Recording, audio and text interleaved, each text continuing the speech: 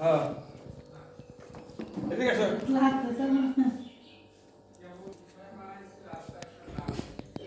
ডাব কামড় কামড় করে একটা মিষ্টি খাও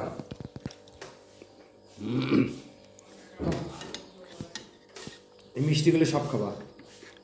আরে মিষ্টি যতজন সব খাই না আরে কোনো কিছু খাওয়াতে দুর্বল না যা খাবে দেবেন তাই খাবো তাই